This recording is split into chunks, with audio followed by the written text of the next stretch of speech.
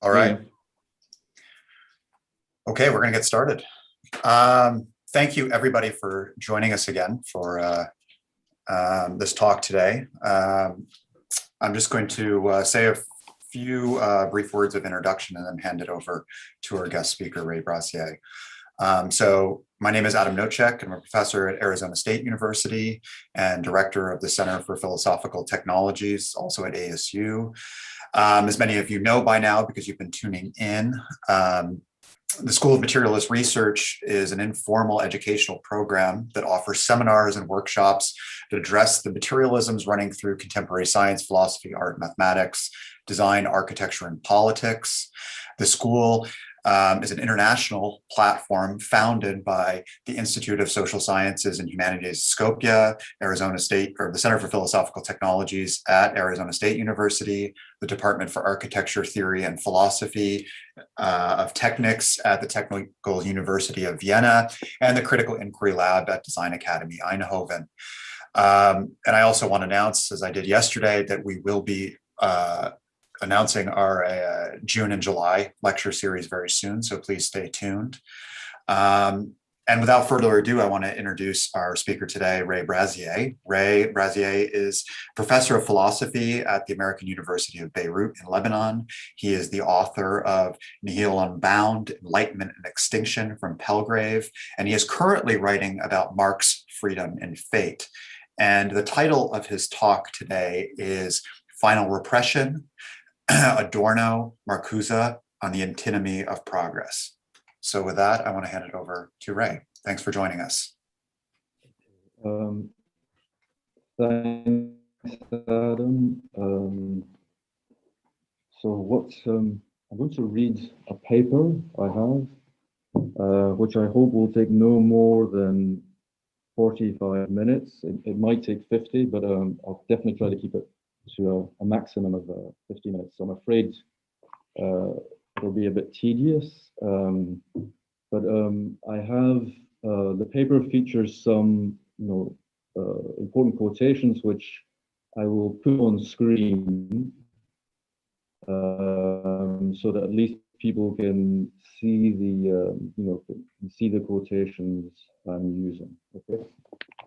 The image of history as accumulating catastrophe, made famous by Walter Benjamin, is open to reactionary as well as revolutionary interpretations. Those for whom history is nothing but the accumulation of wreckage perpetuate the homogeneity of universal history in a negative register. Relentless deterioration is the inverse of steady amelioration. The continuity of destruction is as linear and homogeneous as the continuity of construction. And nor can the homogeneity common both to positive and negative universal histories be undone simply by pluralizing history and fragmenting it into a manifold of particular histories. This would be to multiply the unit of integration while leaving its integrity unchallenged. If it is history as narrative that is in question, as it is for Benjamin, then to replace one dominant narrative with other hitherto marginalized alternatives is to leave the authority of narrative untouched and its possibility unquestioned. For it is the very possibility of narrative that is targeted in Benjamin's critique of historicism. It is not just through the writing, but through the telling of history that the victors raise themselves above the vanquished. And to the extent that it singles out heroes and villains or distinguishes major from minor events, historical narrative relays the domination inscribed in myth. Once integrated into narrative, the past becomes a precondition of the present. It is not just what has happened, but what had to happen. And thus the past is eternalized as fatality. Benjamin seeks to counter his historicist fatality by constructing history. The present is no longer a point of transition, but of interruption, in which time is brought to a standstill, but also established in a unique encounter with the past.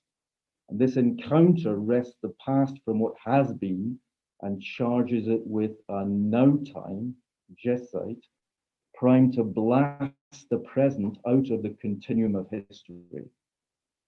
So Benjamin's revolutionary counter to historicist progressivism does not consist in replacing integration with disintegration or unity with multiplicity, but in seizing continuity as a material to be acted upon, as a fulcrum for constructing a discontinuity that is not already given as the absence of continuity. The messianic interval is the determinate negation of universal history, not its willful disavowal. This discontinuity rearticulates past and future. The springing up of an unrecorded past releases a future no longer projectable from the present and irreducible to what is already determined as not yet. Neither what has been nor what will be can be encompassed within the bounds of actual possibility. The possibility coextensive with what is. And because it is no longer exclusively oriented towards a future waiting to be realized, the revolutionary activation of the present turns towards the past to release the future from what has been. This is the logic of redemption. Revolution is the reordering of time. The liberation of the unborn cannot be won at the expense of the dead. It is the redemption of the dead that liberates the unborn. In Benjamin's words,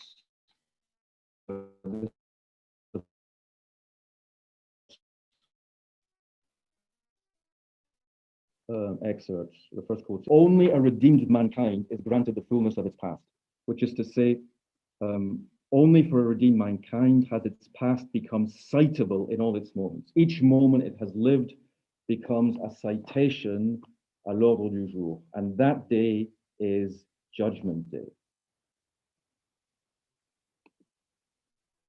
So the revolutionary present is the present of Judgment Day, when the dead are safeguarded from future oblivion.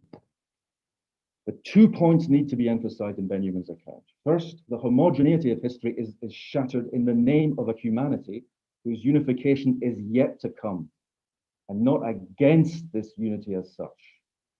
Thus, the critique of bourgeois progressivism is undertaken in the name of a more radical progressivism, one that would inaugurate the unity of humanity beyond the historical abyss, arbitrarily separating those damned in the past from those saved in the future.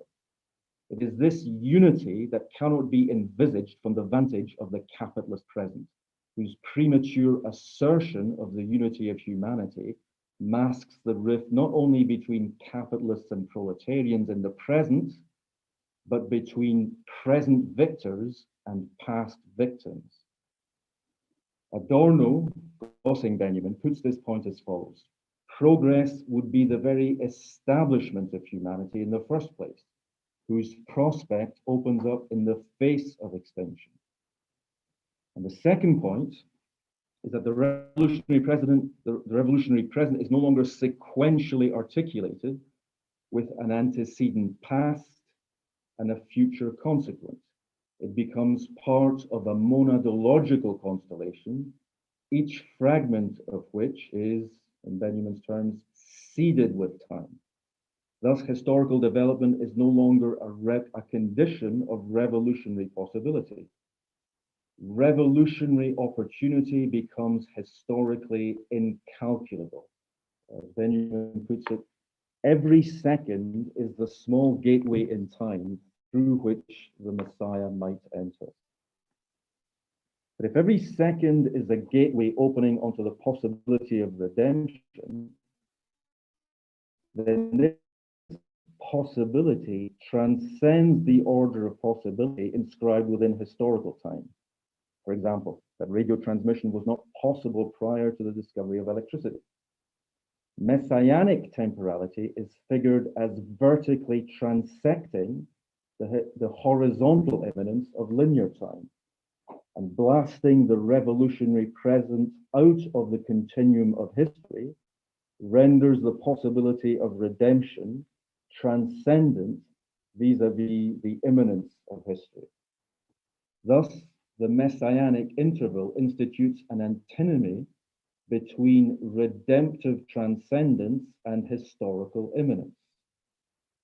If progress is redemption or transcendence, then history is absurd because it is unnecessary. The Messiah could intervene to redeem humanity at any moment.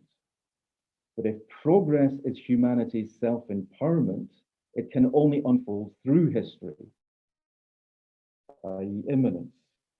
And historical suffering, which is to say repression, colonialism, genocide, is the condition of human progress. Adorno formulates this antinomy as follows. This is number 2. If progress is equated with redemption as transcendental intervention, i.e. messianic intervention, then it forfeits, along with the temporal dimension, its intelligible meaning and evaporates into ahistorical theology. But if progress is mediatized into history, then the idealization of history threatens, and with it, both in the reflection of the concept as in the reality, the absurdity that it is progress itself that inhibits progress. So, for Adorno, the cost of severing the present's ties to historical antecedents and consequence is passivity towards transcendence. Messianic advent can only be passively awaited, not actively precipitated. But then progress as the revolutionary inception of human history is divinely dispensed. And the overturning of human subjection requires yet another subjection of the human. This is the price of theologizing human liberation. The secular alternative to this premium on transcendence is the mediation of progress through history. Transcendence can only be achieved through immanence.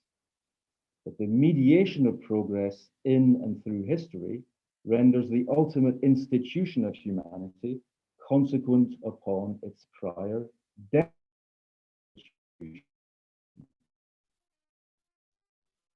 The progress of subjection, or Hegel's, for the progress that is supposed to terminate subjection. Communism as the kingdom of ends. Once the possibility of redemption is reinserted into the nexus of historical possibility, its advent becomes inextricable from the progress of perdition. The rejection of any transcendent measure of progress turns history into its only measure, but the reification of history as the sole measure of progress turns history into the transcendence it was supposed to abolish. This is the paradox attendant upon the idealization of history, which Adorno warned against. This antinomy between the contradictoriness in its concept, a contradiction whose historical condition Adorno seeks to draw out. The content of the concept of progress is social. This is number 3. Without society, the notion of progress would be completely empty.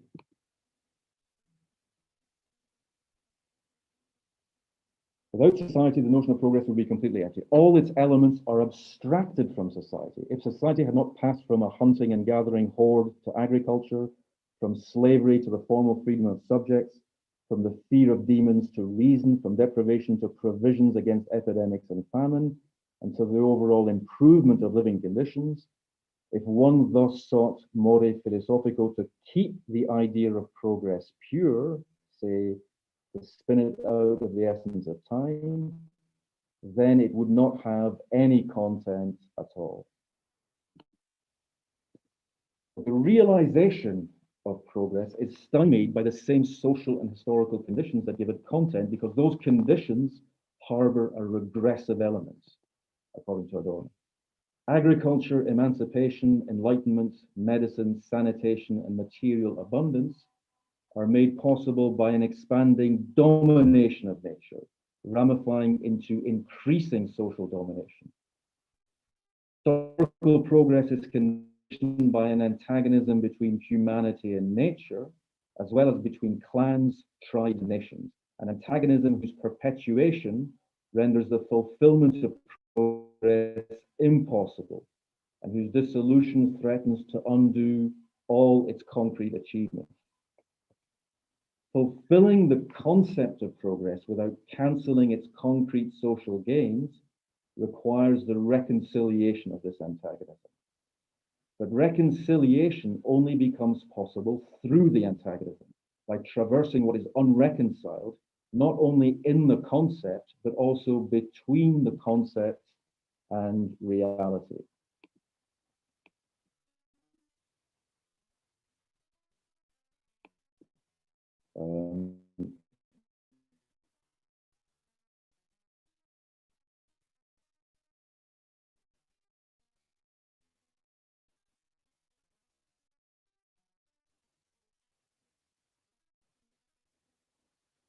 So this is number 4. Once the meaning of a concept, i.e. progress, necessitates moving to facticity, this movement cannot be stopped arbitrarily.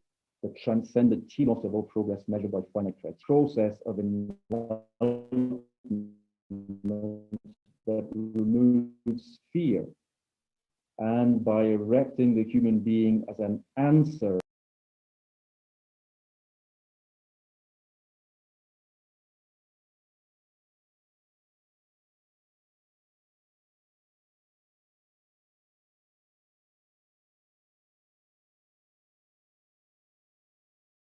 Can you hear me?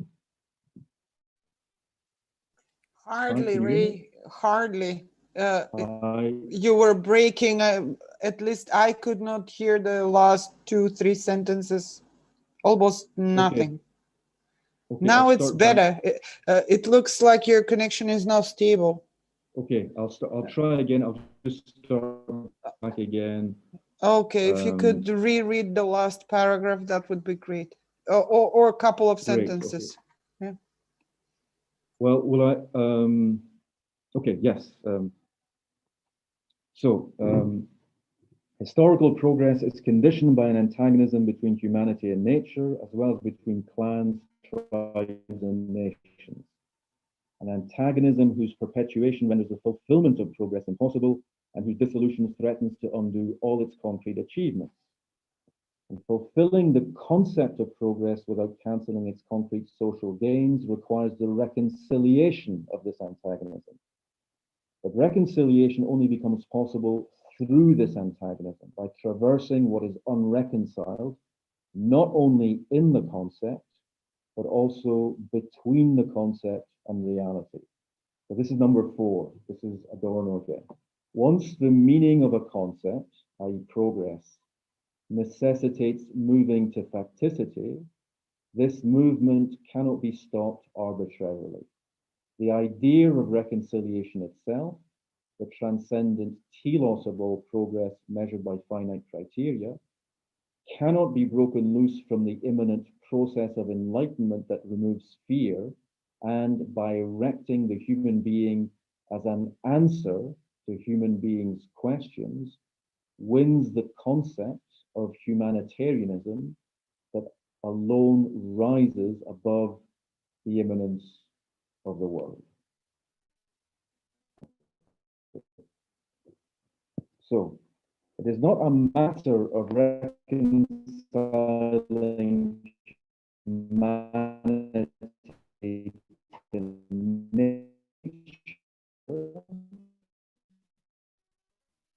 as if nature in its myth mirroring that of through enlightenment, both as a concept and a social process, in order to achieve a society in which the domination of inner and outer nature would no longer be a condition of existence. Thus, overcoming the antinomic structure of progress is inseparable from the dialectic of enlightenment.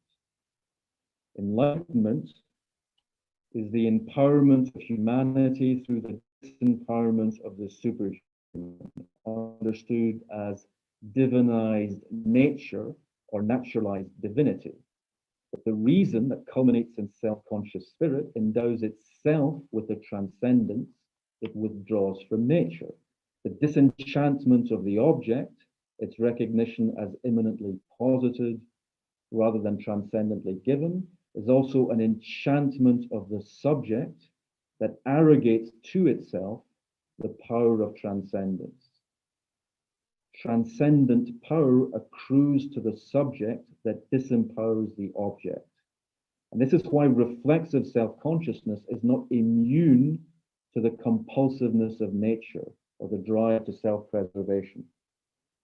Again, this is number 6. So number 5, sorry. Something compulsive distinguishes animal conduct from human conduct. The animal species Homo may have inherited it, but in the species it turned into something qualitatively different. And it did so precisely due to the reflexive faculty that might break the spell and did enter into its service. The spell, what Adorno calls the spell, is the aura of transcendence. It converts the subjectively constituted object into a thing in itself. Self-consciousness is reified by being rendered absolute, which is to say, wholly unthinged. Nature recurs in the reason that dominates it insofar as the latter is compelled to dominate domination. And this is the compulsion of the spell, relayed in the dialectic of enlightenment. It is what underlies the antinomy of progress. But for Adorno, it is precisely the autarky of spirit that prevents reconciliation. Progress requires domination, identifying what is non-identical. But domination blocks the reconciliation of identity and non-identity, of humanity and nature, that should be the rational telos of progress. So as Adorno writes, this is number 6, the model of progress, even if displaced onto the Godhead, is the control of external and internal or human nature. The oppression exercised by such control, which has its highest form of intellectual reflection in the identity principle of reason, reproduces this antagonism. The more identity is posited by imperious spirit, the more injustice is done to the non-identical. And the injustice is passed on through the resistance of the non-identical, which is the return of the repressed. The resistance in turn reinforces the oppressing principle, while at the same time what is oppressed, poisoned, limps along further. Everything within the whole progresses, only the whole itself to this day does not progress. This is the fundamental contradiction inherent in the concept of progress. Antagonism is the condition for reconciliation. Unfreedom, puts it while crediting Kant for having prefigurations for the possibility of reconciliation are its contradiction. And the conditions for the possibility of freedom are unfreedom, end quote. Now, Adorno's use of conditions of possibility is significant here. Conditions of possibility are in us, not in things themselves. They are subjective conditions for phenomena, not objective properties of noumena. So when Adorno paraphrases Kant to the effect that antagonism is the possibility of reconciliation and that unfreedom is a condition for the possibility of freedom, he situates this antagonism and this unfreedom in us, not in things themselves. They are man-made social phenomena, not God-given transcendent realities. The coercive and antagonistic nature of capitalist society is of our own doing. Part of Adorno's point is that recognizing this facticity allows us to see that it could be changed. Allowance here is a minimal condition. It is at least possible to change these phenomena. But of course, knowing that something could be otherwise does not suffice for us to make it otherwise. It does not compel us to act.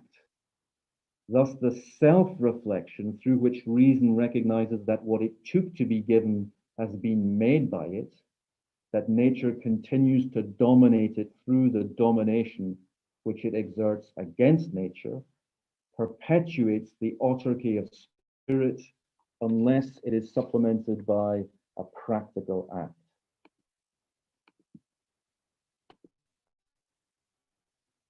This is number 7. The beneficial self-reflection of reason would be its transition to praxis. Reason would see through itself as a moment of praxis and would recognize, instead of mistaking itself for the absolute, that it is a mode of behavior. The anti-mythological element in progress cannot be conceived without the practical act that reins in the delusion of spirit's autarky. Reason sees through itself, i.e. it disenchants its own pretension to autonomy by understanding itself as a moment of praxis and a mode of social behavior. But this insight can only succeed in curbing spirit's drive for sovereignty if it sparks a practical act. However, this act is neither programmed nor determined by reflection. On Adorno's account, the relation between theory and praxis is both polar and contradictory. It is precisely the autonomy of theory that endows it with the potential for transformative potency, while theory geared to praxis is condemned to impotently ratifying actuality.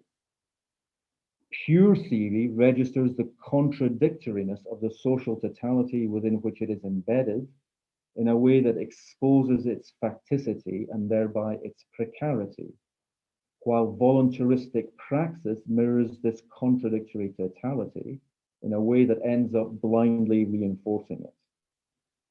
Through this polarity of theory and practice, Adorno de-reifies the diremption between transcendent redemption and historical immanence, disqualifying the resort to theological transcendence.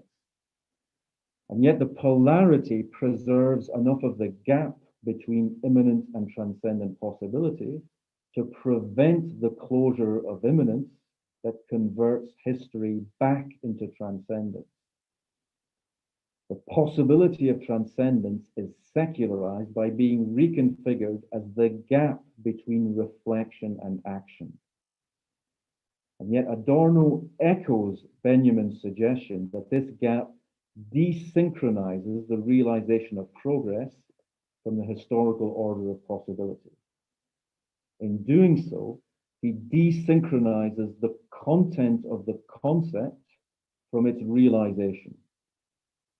Progress is reason's awakening from the spell of its own sovereignty. And while the social content of the concept of progress depends upon a historically unfolding domination of nature, without which the concept remains empty, the realization of the concept is figured as an interruption of compulsive domination, not ordained by history. Crucially, Adorno insists that this interruption is possible at every moment. So he writes,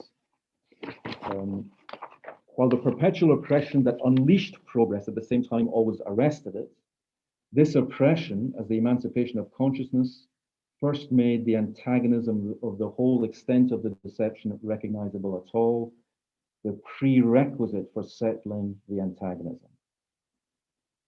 The progress which the eternal invariant brought forth is that finally progress can begin at any moment. Okay. I'm not going to read the rest of this quotation because I don't want to use too much time, okay? So, reconciliation is made possible by the impossibility of absolute domination. It is the self-interruption of domination. In other words, only the power of the storm can solve the devastation it has wrought.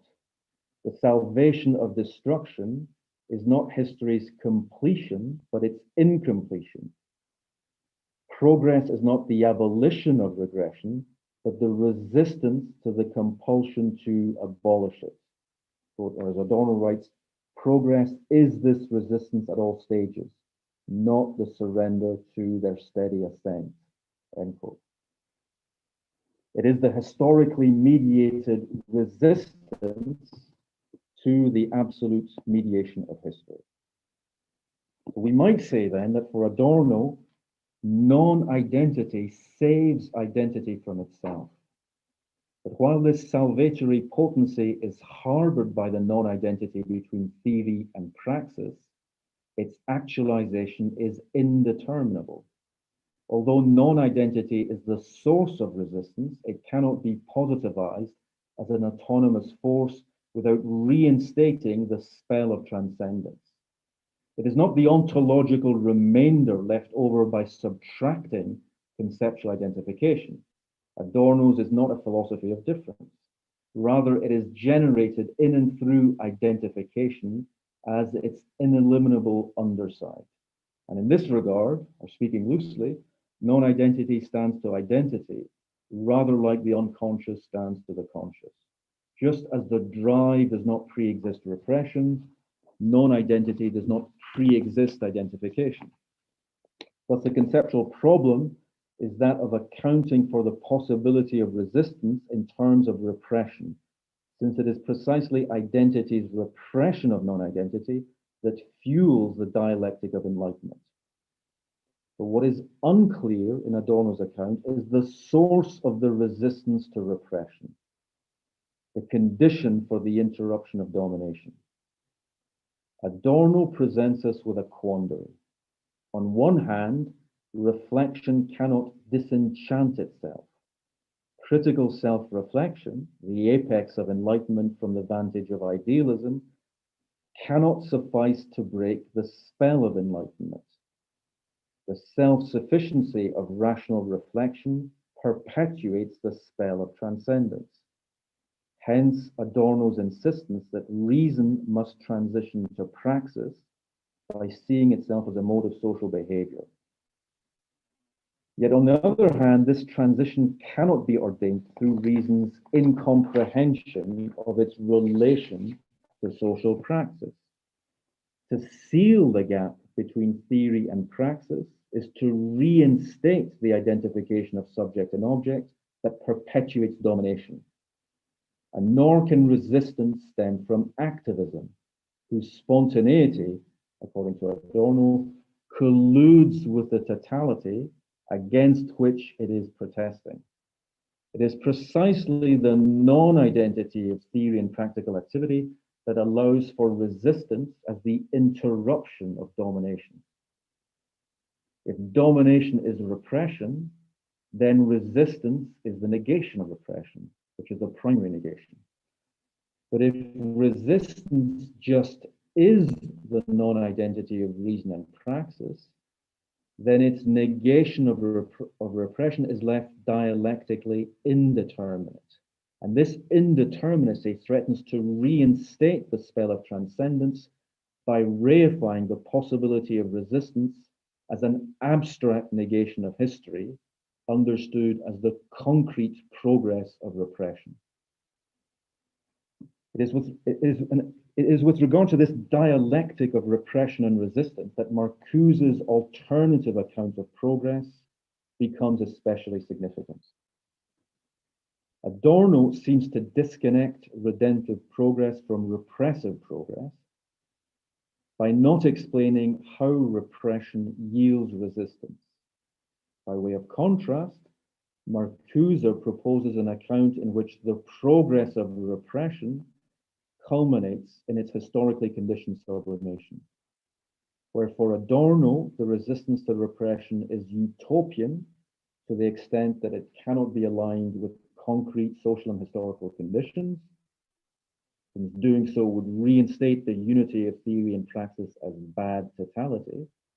For Marcuse, the overcoming of repression is made possible by a specific historical conjunction of the forces and relations of production.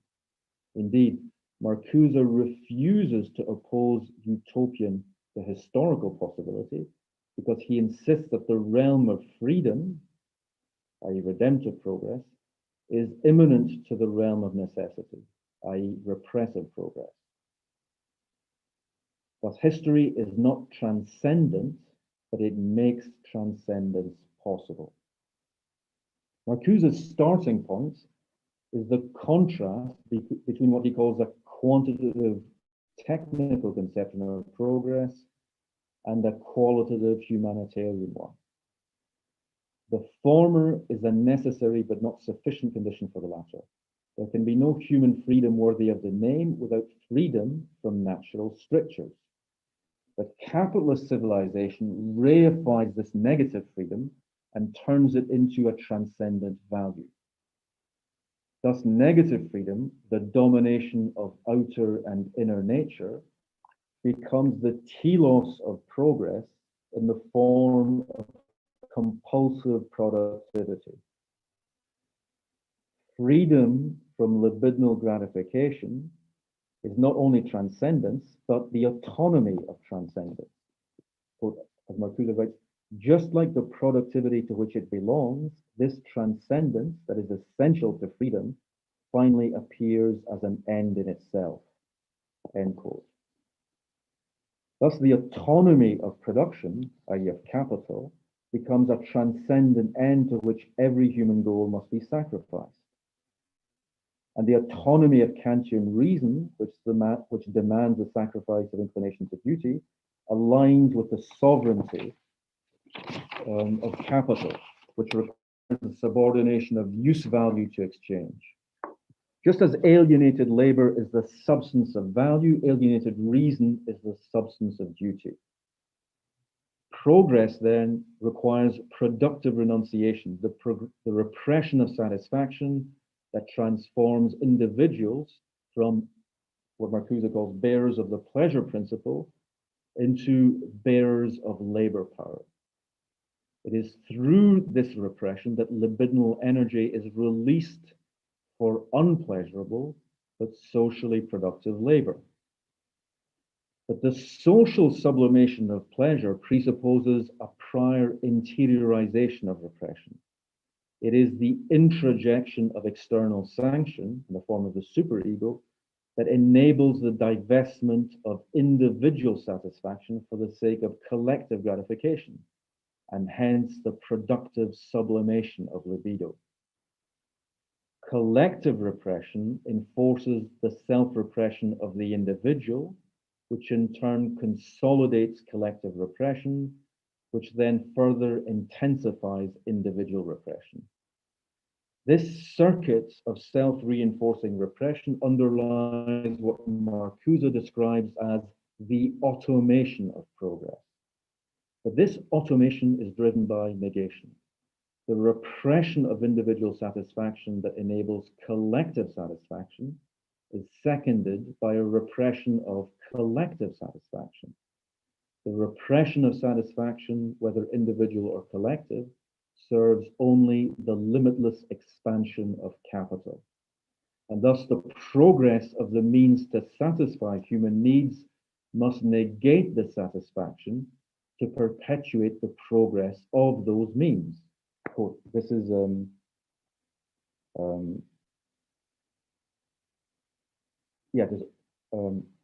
quotation from Marcuse. Quote, just as progress becomes automatic through the repressive modification of instincts, so it cancels and negates itself.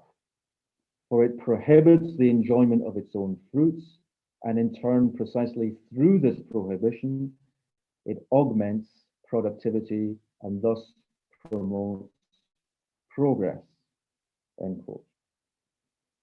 Thus, individual enjoyment is sublimated to ensure social productivity, but collective enjoyment is sublimated to enforce individual productivity. And Marcuse calls this the vicious circle of progress.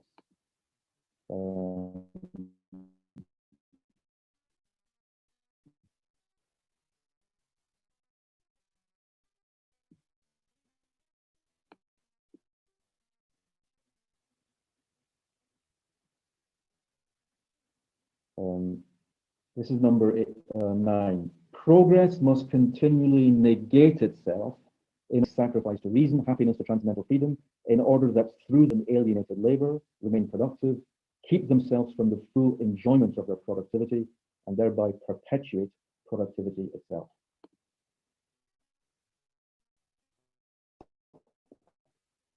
Yet this circle is a function of historically specific relations of production, and thus Marcuse is the point at which the progress of repression, they negate the needs which made repression necessary, or as Marcuse puts it, quote, the technification of domination undermines the foundation of domination, end quote. The quantitative increase of repressive means yields a qualitative decrease in the need to repress. In other words, renunciation yields such an abundance of means for satisfaction that these cancel the need for renunciation. The dialectical crux of Marcuse's argument is the claim that repression produces a surplus of satisfaction that negates the satisfaction of productive repression, or as he puts it, the achievements of repressive progress herald the abolition of the repressive principle of progress itself. The contradiction between individual and collective gratification conditions capitalism's reality principle. Renunciation is the condition for reconciling individual and collective interests. The abolition of this contradiction, together with the capital relation, would entail a new reality principle, one which could be called communist, in which the libidinal surplus released by mechanized labor would no longer be repressed for the purposes of social production, but would instead create new forms of individual and collective gratification. And this would be to reintegrate what capitalism has separated: productive sublimation and unproductive gratification, or work and play. Where capitalism autonomizes production as contentless transcendence, a contentlessness echoed by purely formal freedom, the transformation of work into gratifying play re-imbues transcendence, and thereby freedom, with content. The freedom from want consequent upon the abolition of scarcity becomes the freedom to satisfy new desires, untethered from the demands of capital accumulation.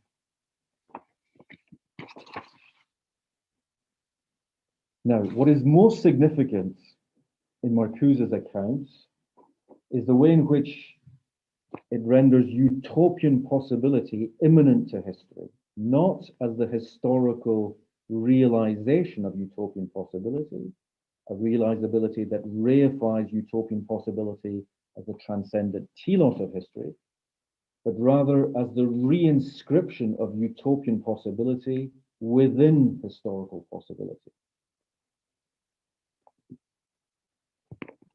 However, what is more dubitable in Marcuse's hypothesis is the line he wishes to draw from primal to sublimated repression. Following Freud, Marcuse aligns phylogenesis with ontogenesis, the psychic development of humankind with the psychic development of the individual. On Marcuse's reading, primal repression delibidinalizes or disinvests the organism by sexualizing or investing the genital organs, fragmenting the libidinalized whole into a multiplicity of partial drives. Thus, the segmentation and specification of libido are consequences of repression, according to Marcuse. And because primal repression negates an originary organic integrity, the sublimation of repression, configured as negation of negation, re-establishes organic cohesion at both the individual and the collective level. The primal repression that condemns humanity to labor for its enjoyment, coordinating work and play as means and end, must be sublimated for labor to fuse with enjoyment as an end in itself.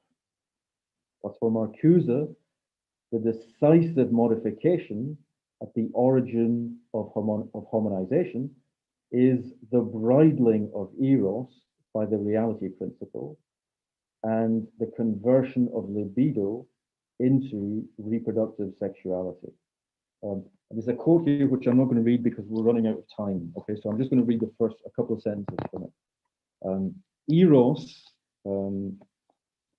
writes Marcuse, is originally more than sexuality in the sense that it is not a partial instinct, but rather a force that governs the entire organism and that only later is put into the service of reproduction and localized as sexuality.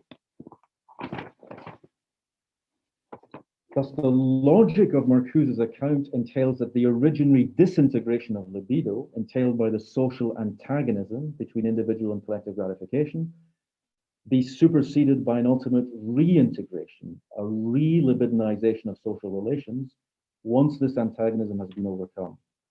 If primal repression is the originary disintegration of organic libido into genital or organized sexuality, and the separation of individual gratification from social productivity, then final repression is the sublimation that reintegrates what capitalism has separated: individual and collective, pleasure and production, work and play. But what is especially significant is Marcuse's claim that libidinal disintegration is brought about in response to the reality principle, which Freud calls ananke, or necessity principle. And Freud's entire construction in Civilization and Discontent unfolds through the articulation of three principles, whose initial reification is steadily undermined as we come to appreciate their interdependence. Eros, the life principle, binds organic substance into ever larger units, which Thanatos, the death drive, seeks to unbind and dissolve back into what Freud calls their primordial inorganic state. But in order to preserve its living substance, Eros must accommodate itself to ananke, or necessity, since self-preservation requires adaptation to the environment. Thus, Eros and ananke are related as organic interiority to inorganic exteriority. Binding activity becomes constrained by what role then is reserved for Thanatos. It is neither inside nor outside, neither organic nor inorganic, but rather the boundary simultaneously connecting and separating them. Thus, in Freud's account, it is ananke, or necessity, that is juxtaposed to Eros as its obstacle, not Thanatos. And Freud even describes the death drive as, quote, a residue left behind by Eros, one which, quote, escapes our notice unless it is revealed through being alloyed with Eros, end quote. Thus, the death drive is not opposed to Eros, it is the unbound residue of its binding activity. So Eros and Thanatos are not metaphysical opposites, but rather double aspects of the same phenomenon, the coincidence of binding and unbinding, of synthesizing the process of civilization. If libidinal synthesis is constrained by necessity, then Thanatos is the unbound surplus resulting from pleasure's accommodation to survival. And this unbound surplus sticks to repression as its residue, just as it fuels the re-libidinization of production.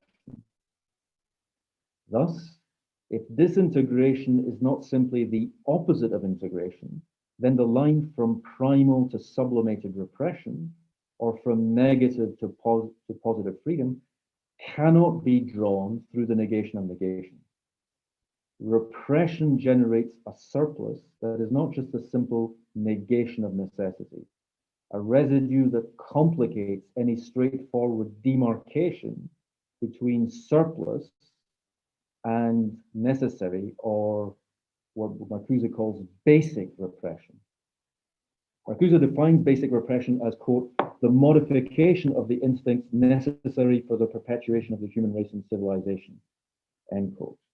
And he defines surplus repression as the restrictions necessitated by social domination. Basic repression is imposed by conditions of natural scarcity, impeding the perpetuation of civilized humanity. In other words, it indexes the domination of nature. Surplus repression is the means by which a caste or class perpetuates its privilege at the expense of another. It indexes social domination. While basic repression is a function of the reality principle, scarcity or natural necessity, surplus repression is a function of the social distribution of scarcity, and thus it persists even in societies whose mode of production has otherwise eliminated scarcity as a natural constraint. The social distribution of scarcity determines what Marcuse calls the performance principle. This is the historical specification of the reality principle proper to, quote, an acquisitive and antagonistic society in the process of constant expansion, end quote. But capitalism's performance principle indexes the surplus of repression incurred by the subordination of human needs to the autonomization of social production as an end in itself.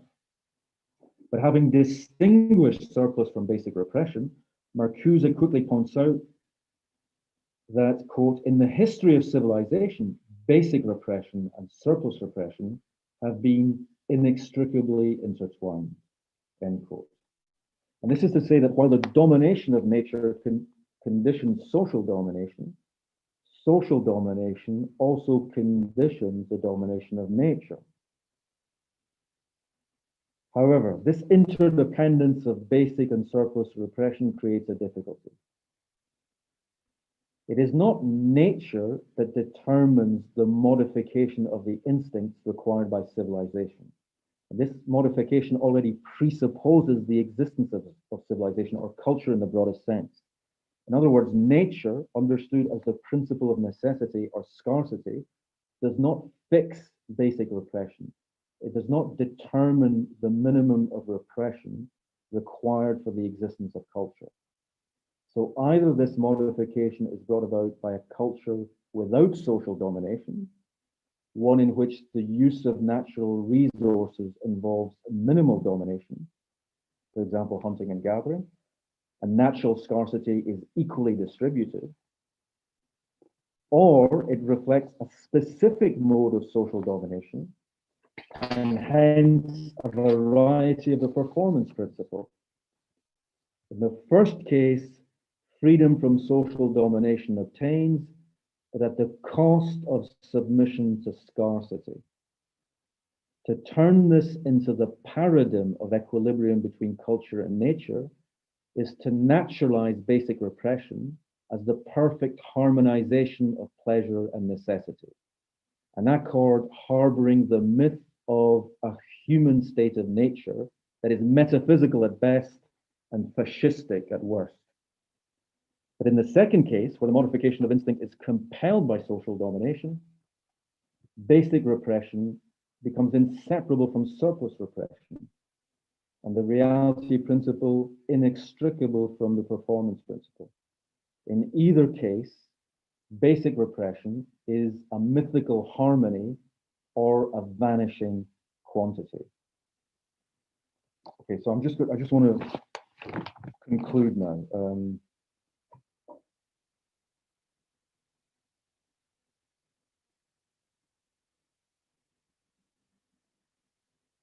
with a few closing remarks about primal repression.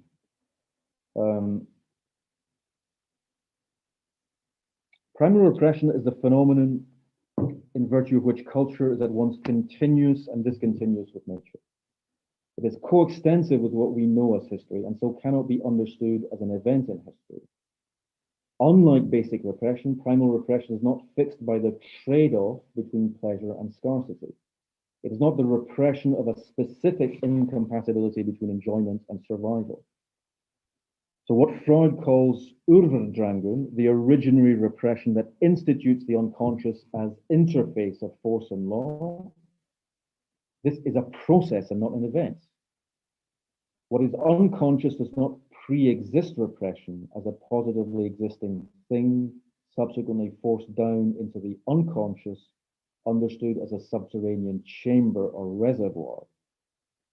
It is precisely this substantialization of the unconscious that is most famously, undermined by Lacan. What is unconscious lies in between being and non-being, or presence and absence. It persists as something whose negation fails, but whose failed negation is also what succeeds in constituting it. Thus, what is repressed persists because it is neither full being nor the complete absence of being. It is not fully being in the sense of congenitally incomplete or partial. I think Alenka Zupančič puts this point more forcefully. This is the last excerpt which I'll use. Whenever we are dealing with an unconscious content, we are dealing with something which is constitutively unconscious. That is to say that it only registers in reality in the form of repression, as repression, and not as something that first is and is then repressed. And this is why if we simply focus on the content, we lose this specificity. We lose this dimension of not fully being as the very mode of being of this particular thing, which is precisely the mode of repression. And I'll just stop here, so there's no lifting of repression that could grant us access to repressed content as if it existed positively. This understanding of repression as process obviates the need to specify the boundary between basic or necessary repression and surplus or unnecessary repression. And this is to say that there is no functional rationale for repression. It does not serve to harmonize pleasure and necessity. What is originally repressed is not what is counter to social productivity. Rather, primal repression fixes the difference between what is productive or counterproductive. Desubstantialized or unconscious pleasure is what Lacan calls enjoyment, or jouissance. But enjoyment does not pre-exist repression. Repression constitutes enjoyment. From this perspective, what is questionable in Marcuse's account is its substantializing of libido as, quote, a force governing the entire organism. Marcuse characterizes libido in terms of an originally plenitude or fullness that is subsequently fragmented into a multiplicity of drives by basic repression. And indeed, Marcuse's substantializing of libido as a positive force investing the whole organism is surprisingly redolent of Deleuze and Guattari's claim that desire in the pure state would be, quote, a pure fluid in a free state, flowing without interruption, streaming over the surface of a full body. That's from Anti-Oedipus. It is precisely this positivization of libido as a separate force independent of the death drive that fuels Marcuse's suggestion that, quote, eros freed from surplus repression would be strengthened, and the strengthened eros would, as it were, absorb the objective of the death.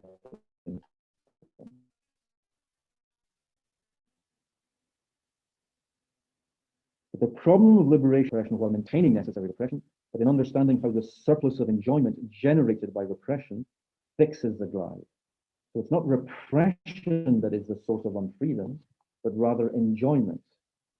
Marcuse's schema assumes the substantial positivity of pleasure at the outset, a pleasure that is then repressed for the perpetuation of civilization. But this basic repression, fixed by the satisfaction of needs, is inextricable from a surplus repression fixed by the unequal social distribution of those needs. So according to Marcuse, this surplus repression is finally overcome when repression produces a surplus of satisfaction that negates the satisfaction of productive repression. But desubstantializing pleasure as enjoyment changes the parameters of the problem. If repression generates enjoyment, then, as Zupančič points out, enjoyment also generates repression. Repression, quote, as she writes, repression always protects some enjoyment, whereas enjoyment could also be said to protect certain repressions, end quote. Liberation does not consist in overcoming repression, but in exposing what is repressive in enjoyment, or, as Zupančič puts it, in locating and naming the points where the repression of some aspect of reality is being actively sustained. And this distribution, if the distribution of scarcity is fixed by social relations, so is the distribution of enjoyment. Okay. I have to stop here because I've been going on for an hour, I realize. So I was just going to, so the point of all this is simply to say that repression as process overcomes the dichotomy between structure and process, or between form and content. And this processual account of repression can be aligned with Marx's account of capital, in which the genetic construction of social relations is not primarily about what has happened, but about how certain activities driven by practical needs in specific social relations lead to structural transitions of the forms of practice and then those social relations. Okay, so that's the point I was trying to get to.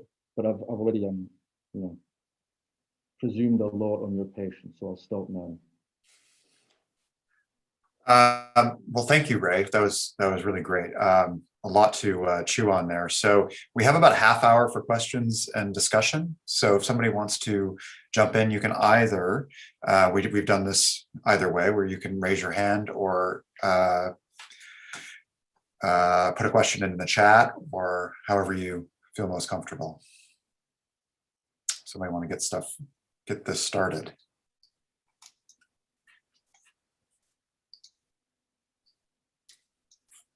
Yeah, Vera. Maybe to start, first I would really like to thank you for the talk. It was super interesting. I would like to ask you if you could connect again the end of your talk to the beginning. You started out with an interest in the universal, in an idea of a universal history, and you ended with this understanding of repression as overcoming the dichotomy between structure and process and form and content. What does that entail in relation to each other? Okay, thank you. I guess it means that the only intelligible sense of universal history requires de-reifying history, which is to say, or desubstantializing history. So in other words, if history is the process of repression, okay, then the point is that because repression is coextensive but not synchronized with history, it means that we can understand the process that unifies human history, just as for Marx, it's precisely capital that becomes the unifying force in human history by subsuming the totality of human social relations. But this can be understood as a totalization in process, which doesn't require, a metaphysical reification of history, or history as transcendence. Okay? In other words, you can understand how history is something that is made by human beings under specific social conditions, some of which are conscious and some of which are unconscious, without endowing history with an autonomous or transcendental teleological power. So it's the claim, I think, is that this makes, in a way, it's the proposed solution to the antinomy between either a universal history, either kind of historicism, or the abstract negation of history, or an anti-pluralization of history. Okay, in other words, the disintegration of history through the kind of the multiplying of narratives doesn't question the possibility of narrativization in the first place, which is, I take to be, the crux of Benjamin's critique of historicism. So the suggestion is that with Marx's account of capital and Freud's account of repression, you can understand history as a totalization in process, but which is necessarily incomplete, and that's Adorno's point. Okay, history is a process of identification that is necessarily incomplete. In a way, it's kind of driven by its own necessary incompleteness, but it remains intelligible. It remains still conceptually tractable. Mm-hmm. Mm-hmm. Mm-hmm. Yeah, thanks. This is very interesting. My question has always been, or is always, how is when we your point of the natural scarcities, when we think them on the state of the art of today's science, it's all light. No, it's photovoltaics ultimately. So nuclear synthesis and photovoltaics are like two poles of the same kind of material energy that underlies all the things, and it is not a resource. It's not scarce. So then, what is the relevance, or how can we reimagine the materialist questions on that basis, or on an equal level on that basis? And what you are just this way of building a constellation is for me the first approach that can deal with this. Very interesting. But that promises to be able to, at least. Yeah, I mean, I think in response to the question about scarcity, the point I think that Marcuse makes very well is that scarcity is a function of social relations. It's not as if there's no natural scarcity in it's human social relations. It's the distribution of resources that determines what is and is not scarce, and that is a historical fact. Yeah. That's Marx's whole point. There's no such thing as a kind of natural scarcity. Yes, but then how to take into account an infinite or an abundance? No, you say a totalization which can never come to an end. In a material, that itself, that's what I mean. I see. Okay, I see.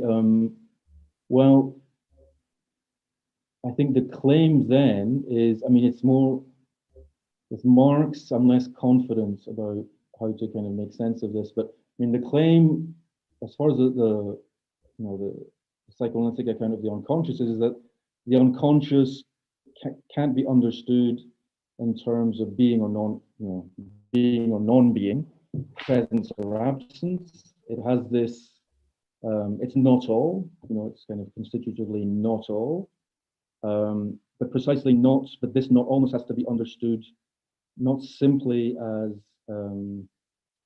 the fragmentation of a pre-existing unity or totality, and which means that it's repression is inexhaustible. Every kind of the process of repression is yields enjoyment, okay, which then gives rise to further repression. So Panchik's point is basically that repression and enjoyment are inseparable. Okay, repression fuels enjoyment, which then fuels further repression, and this process is, and she says it's but nevertheless, this process can't simply be rendered autonomous, or if you try to render this process transcendent, if you reify it as something that is independent of human social relations, then you're backed with this kind of positivization of the unconscious.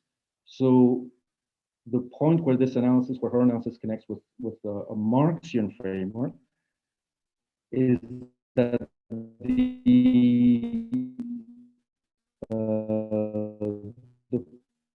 identifying the points where repression is active, sustainment of repression depend on, requiring an analysis of social relations and social forms. So the critical task is to identify those points, but that's where Marx and Freud are kind of brought together in this account. And in a way, the incompleteness, repression, and pleasure are kind of reciprocally presupposing. Then the Marxian point is that human praxis generates the social forms, which then determine those practices. So in other words, the dynamic between repression and enjoyment is mirrored by the dynamic between praxis and social form, the way in which they both, they constantly reconstitute one another, regenerate one another, and in a way, that's the kind of, if there's a motor of history, it's the twin, it's the intersection of those two circuits, of those two dynamisms. Repression and enjoyment on the one hand, and practice and social form on the other. Okay, thanks. I think we have got a number of questions. I believe it's Jan, and then Katarina, and then Ivrim. Yeah, thanks a lot, Adam. It is actually Jan, yeah, the iPhone of JLO. Yeah, thanks a lot for your talk. That was really interesting. I think you walked through a lot of the dialectics of Marcuse and Adorno, and that was I thought very helpful.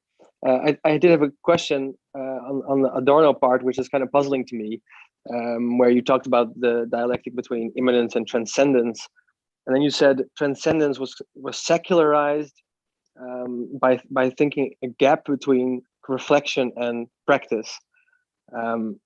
And I was kind of puzzled by this, because I always kind of assumed that, for Adorno and critical theory and for Marxist theory, the contradictions, the antinomies of reason cannot be reconciled in theory, but must be reconciled in practice. So to say then that that this gap must still exist somehow in this moment of transcendence between theory and practice, that seems puzzling to me. That seems, I don't know if it's wrong, or because that seems to be the point, right? The point seems to be that you have to reconcile theory and practice in order to achieve anything towards emancipation. So I wonder whether you could maybe speak to that a little bit more. Well, yeah, thank you. Okay, that's a very good question. So I'm relying on Adorno's Marginality on Theory and Praxis. Okay? And what's very interesting about that text is that, in a way, he's responding to his student critics, his activist critics. And what he's saying is that the classical Marxian articulation of theory and practice is no longer tenable. It's precisely this idea that identifying the structuring contradictions in a social totality automatically kind of yields a program, or a revolutionary program, or rather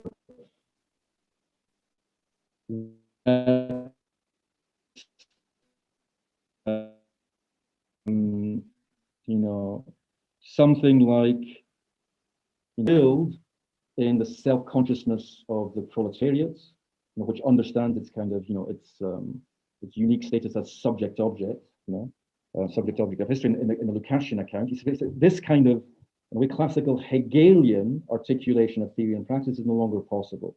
So it's precisely, you can no longer align, praxis is incapable of resolving theoretical contradictions. And he says the practice that still believes it's possible to do so then becomes, falls under the spell, even more under the spell of the bad totality. You do, I'm sorry, I don't think I got that. To this kind of what he calls this kind of a kind of activism that doesn't understand. Oh, sorry. How long ago did I cut out? It's something with the spell. The sentence with the spell. The first sentence. Yes. It's precisely for Adorno. It's the orthodox Marxian belief that identifying contradictions in the social totality, blueprint or practical intervention, and that those, or in the Lukashian account, that those contradictions are distilled in the self-consciousness of the proletariat as subject-object of history, the proletariat which then understands that it is, it generates the social wealth from which it is congenitally estranged. This, in a way, this presupposes the possibility of harmonizing subject and object, okay, which Adorno thinks is no longer possible. And it's a relic of identity thinking. The confidence in the alignment of theory and praxis is, the last vestige of identity thinking, even in allegedly materialist thinking. But, however, Adorno's position is very interesting, because this isn't to say that there's nothing to be done. What's interesting, he says there's something that is to be done, but it can no longer simply be conceptually previsible. In other words, distill the kind of the contradictions whose practical resolution is necessary.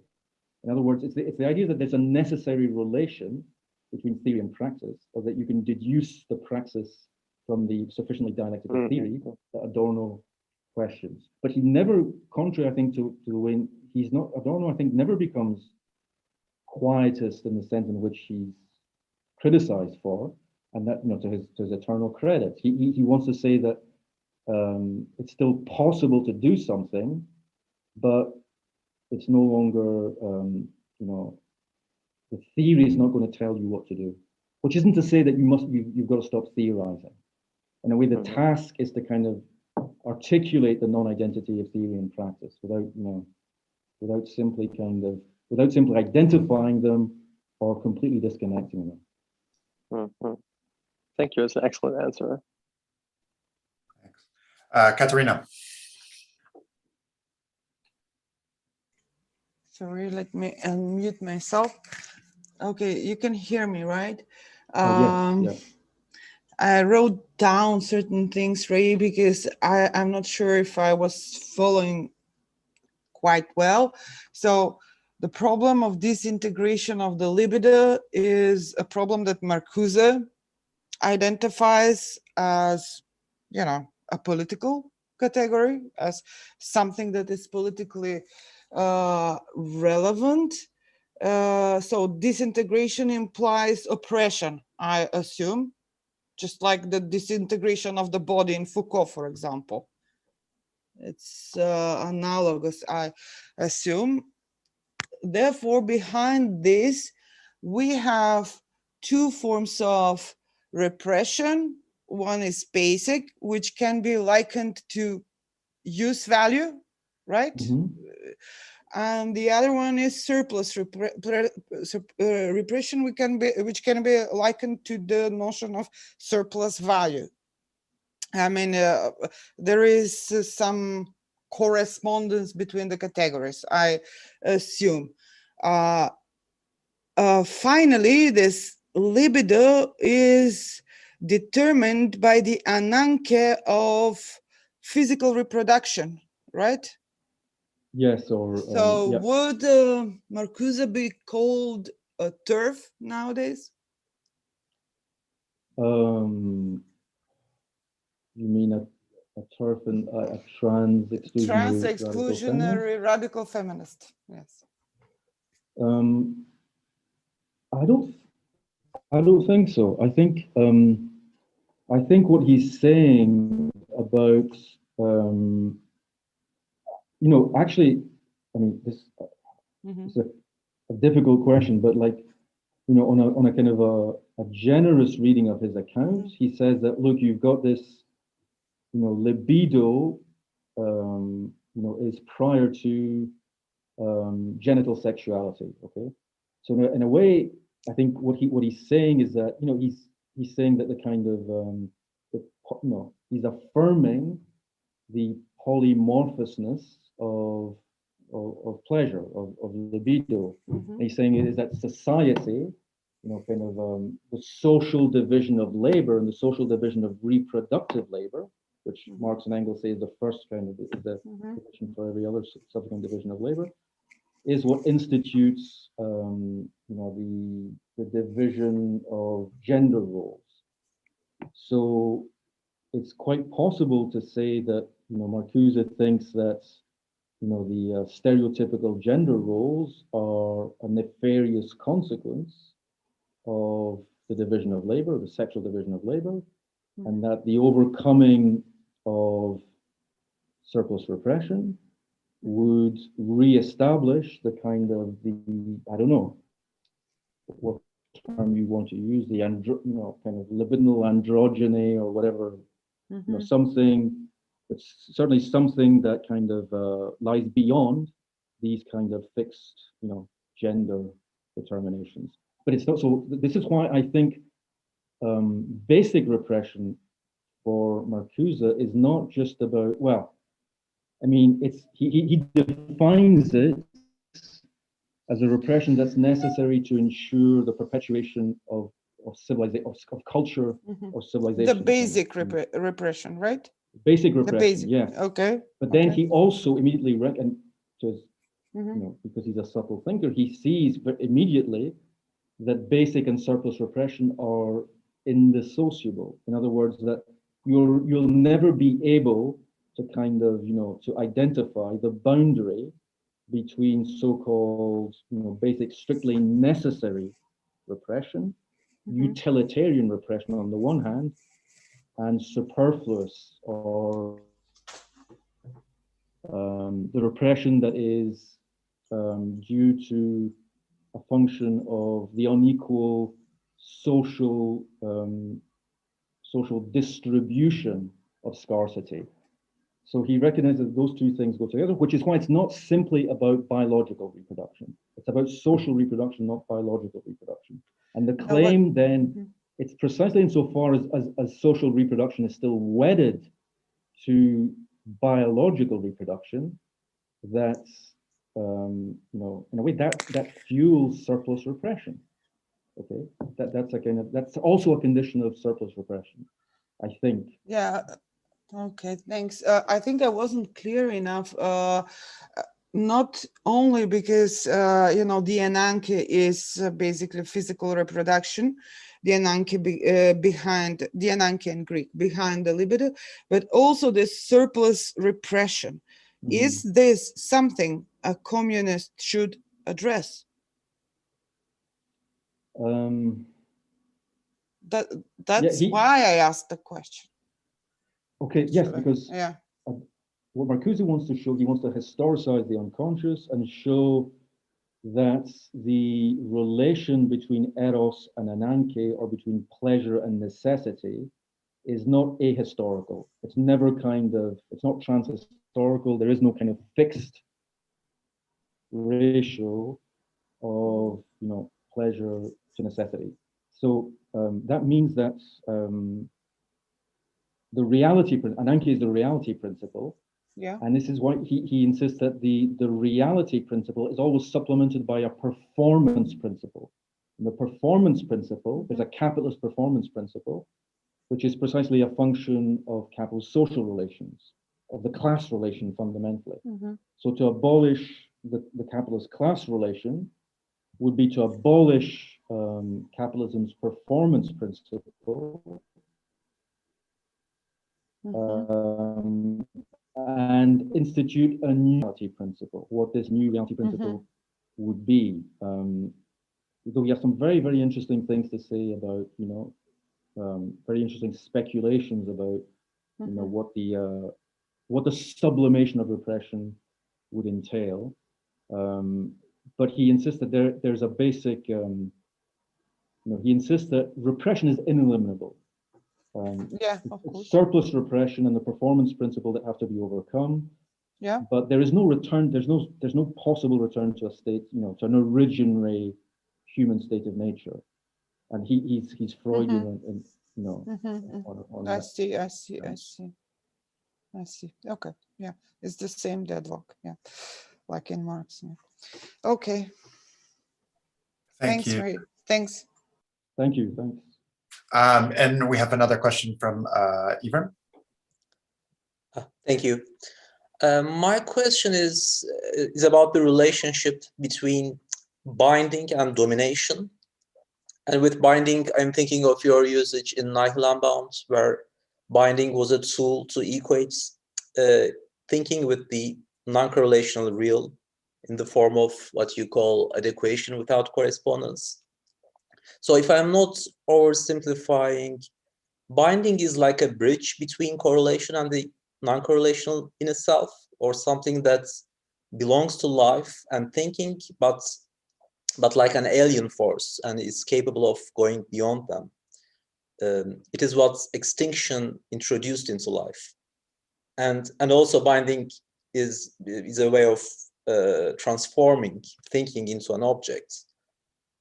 So I wonder how the acts of binding are related to domination, and if any, how does it contribute to your concept of domination? Okay, thanks. Yeah, this is a difficult question.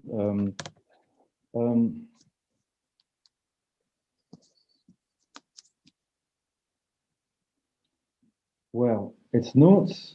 I don't think it's the accounts given in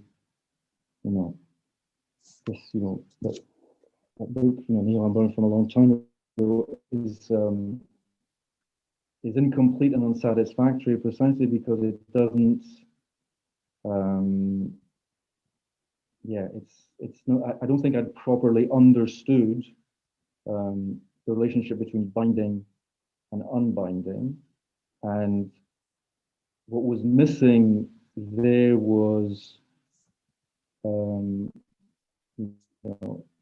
articulation of this process of binding and unbinding with social relations and with with history. So it's not that binding and unbinding are tied to domination and freedom in any kind of, metaphysical sense. In a way, because binding and unbinding go together, they're inseparable. They're two aspects of the same phenomenon. It means that the binding of pleasure generates a satisfaction, which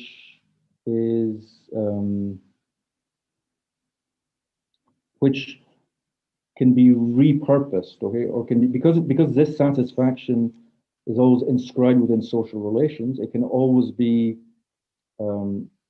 repurposed, or rather, it can be. It's always forcibly aligned with,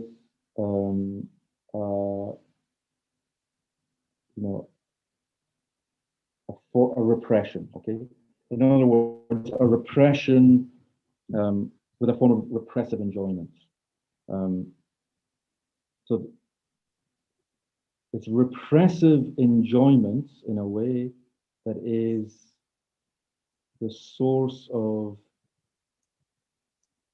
It's because human beings enjoy repressing themselves. Okay, they have to enjoy repressing themselves. And they enjoy being repressed. Okay, so the quotient of enjoyment derived from repression is always at work in social domination. That's what makes social domination possible. And repression involves a simultaneous binding and unbinding. So it's not just that you can't align binding with repression or unbinding with desublimation or its nullification. It's I'm sorry, the power's gone out here. I don't know if you can still hear me. Yeah, it's there's no electricity, so but look, what you're asking, it's a very difficult, partly because it's it's complicated in relationship to Marx and Freud, and then it's understanding how it connects to what I was trying to do in my first book is more complicated, and I'm not sure I can give you a kind of a good answer. But the key thing is that domination involves self-domination. Okay, it's that we have to, or every repression involves a kind of a self-repression, and that's the kind of the basic Freudian point. But repression isn't possible without enjoyment. Okay, so it's in a way by understanding this kind of the articulation of repression and enjoyment, only by constructing an account of how these the relation of repression and enjoyment is embedded in social relations. Only this allows you to envisage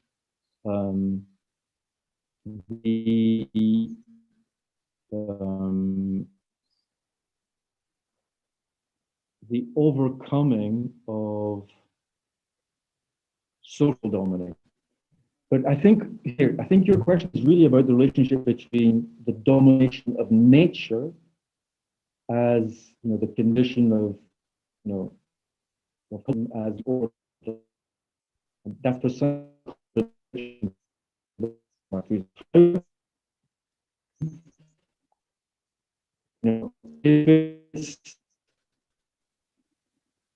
if we don't, on this account, we cease to be human. Without repression, there's no humanity. But it seems that if repression is a condition of human existence, then there can be no positive freedom. There can never be a final overcoming of repression. And the claim being made by Adorno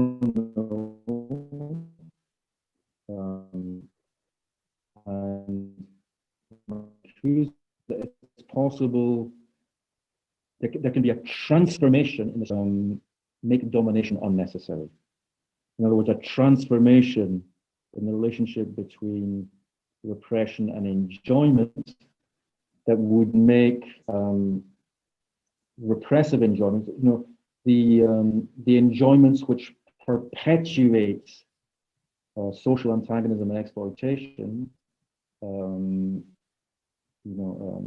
unnecessary. I think that's the claim that's being made.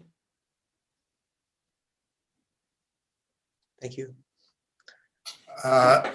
Thank you. So Ray, I don't know if we have one more question from somebody that just responded or asked in the chat. I don't know what your power situation is and if you can handle another question. Can I just check, see if I can turn the light on? Let me check. Yep. Okay, thanks.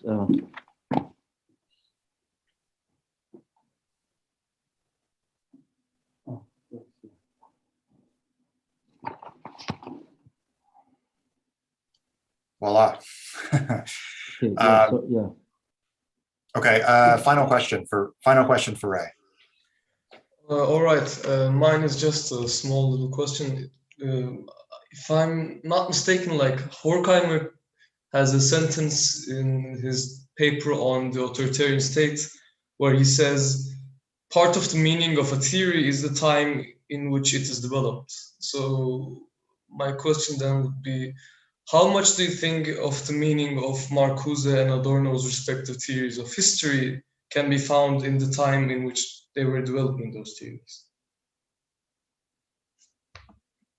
Well, this is, the criticism of both of them and of the Frankfurt School in general is that their analyses have been rendered obsolete by history, by developments, by what's happened in the intervening, in the 50 years since they died. I disagree. I actually think because there are certain details of the analysis. For instance, both Horkheimer and actually three of them, Horkheimer, Adorno, and Marcuse, were kind of wedded to accounts of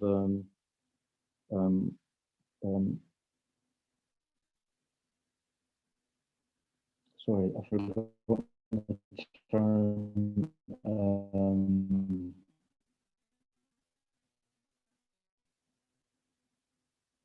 Capitalism. Sorry, yeah, they had a lot of their analysis depend on an account of monopoly capitalism, and as monopoly capitalism overcoming kind of classical capitalism, developed by their other colleague in Pollock, Friedrich Pollock. Okay, and so in other words, they think that monopoly capitalism becomes state capitalism, and this is what renders American style kind of liberal democracy and Soviet state socialism both species of the same form of abstract domination. That aspect of their analysis is historically dated. Okay, but I think it's a fairly superficial feature of their analysis, and I think that their account of the impossibility of a positive characterization of the proletariat as revolutionary subject or as guarantor of revolutionary agency has only been kind of further kind of consolidated by what's happened in the past 50 years. Okay. So I think a lot of what they say is remarkably, timely, arguably even more timely now than it was, 50 or more so years ago. And also the question about when one talks about history, in this sense, we go back to how, what story, what narrative do you tell about, what's happened in the past 50 years, okay? It seems to me that the most, theoretically the most interesting analyses I've heard have been, still Marxian. That we've seen a kind of a re-entrenchment and a further kind of increasing the stranglehold of capital on every aspect of human existence, and they saw this tendency. They saw this. It seems to me that they kind of they managed to kind of put their finger on an underlying historical tendency which became visible in the 1930s and has only further intensified in the intervening 90 years. So even if history doesn't have a telos, it still has recognizable tendencies. And in a way, that's the point that one can make about Freud as well. That's even if the problem, the liberation is still invisible, history is not the incubator of freedom, but freedom is still something that is inflected by history, okay? And it's this inflection of the possibility of freedom by history, which is the most important point of this whole account, okay? And that's where I was trying to kind of bring Marx and Freud together in terms of the relationship between enjoyment and repression on the one hand, and between practice and social reform on the other. Thank you. So we keep on getting questions in the chat. Can you take one more, Ray, or is it getting late? And shall we? I can take one more, but then I'm afraid I'll have to go. Okay, Devor, can we?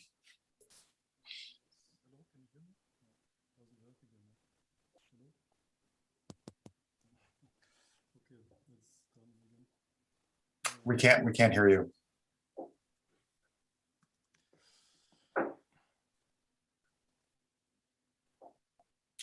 Okay. All right. I think we'll call it an evening then. We can't hear Devor unless you want to pop something in the chat quickly. Yeah. Devor.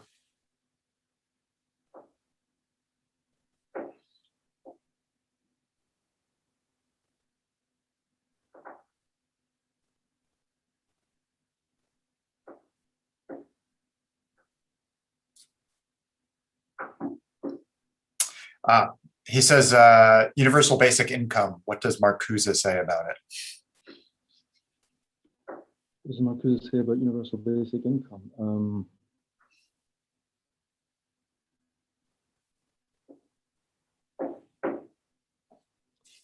I think, I can guess, if I try to guess how he might respond.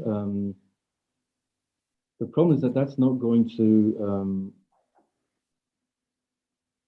it's a kind of, it's a palliative to capitalist immiseration, but it's clear, I think Marcuse remains sufficiently, Marxist to insist that it's, the capitalist class relation, wage labor, wage labor, class, state, the distinction between work and play, these are all kind of artifacts of capitalist social relations, which need to be abolished. And so the question is whether a kind of this universal income might facilitate this. So that would be the question. I don't know. It can't be kind of held. If it becomes a substitute for, the point is that I think Marcuse still insists, okay, that even if the proletariat is, he thinks that there's, like Adorno, he thinks that there's been a misidentification of the proletariat. But this doesn't mean that Marx's account of the structural role of the proletariat has been superseded precisely because, in a way, the Marxist characterization of the proletariat is that which cannot identify itself, which is civilizationally and culturally destitute. And the point then is that there is now a global proletariat, which is no longer kind of geographically, centered in Europe or North America. And this global proletariat is still the locus of revolutionary agency. And I don't think he would ever kind of renege on this commitment. Thank you so much for that. So I guess with that, we will call it an evening. Thank you so much to Ray for this excellent talk, and we can't wait to see what comes out of this. I imagine this is part of a much bigger project. So thanks so much. And I guess we'll see y'all hopefully tomorrow, because we have another lecture tomorrow. Okay. Thanks, everybody. Okay. Thank you. Thank you.